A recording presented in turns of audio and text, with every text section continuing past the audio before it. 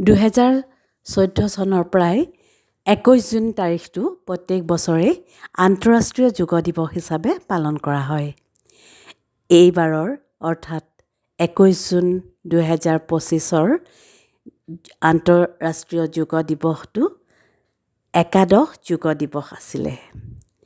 আৰু এই 2025 চনৰ আন্তঃৰাষ্ট্ৰীয় যোগ দিৱসৰ বিষয়বস্তু হৈছে এক পৃথিৱী আৰু এক স্বাস্থ্যৰ বাবে যোগাসন। Yoga for one earth and one health. আন্তঃৰাষ্ট্ৰীয় যোগ দিৱসৰ প্ৰাথমিক উদ্দেশ্য বা লক্ষ্য হৈছে যোগৰ শাৰীৰিক, মানসিক আৰু আধ্যাত্মিক উপকাৰিতাৰ বিষয়ে জনসাধাৰণৰ মাজত সজাগতা সৃষ্টি কৰা। 21 জুন তাৰিখত আমিও আমাৰ কৰ্মস্থলী অসম জাতীয় বিদ্যালয়ত উলহ মালহেৰে যোগা দিৱস উদযাপন কৰিলোঁ। প্ৰথমে আমাৰ বিদ্যালয়ৰ অধ্যক্ষ মহোদয়ে শিক্ষাৰ্থীসকলৰ লগত যোগ বিষয়ৰ কিছু কথা মত বিনিময় কৰি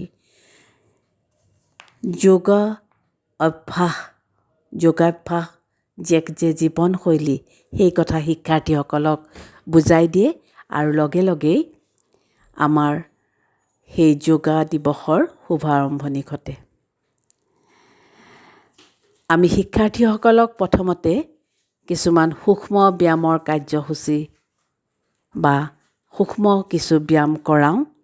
তাৰপিছতেই কেইটিমান আসন, তাৰাসন, বৃক্ষাসন আদি কেইটিমান আসনৰ অনুশীলন কৰাওঁ। তেওঁলোকে অতি আনন্দেৰে যোগা দিৱসৰ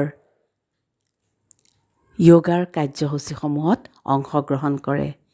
তেওঁলোকৰ বুদ্ধিদীপ্ত চকুত আমি দেখা পালোঁ আজিৰ দিনটিৰ সফলতা। ধন্যবাদ।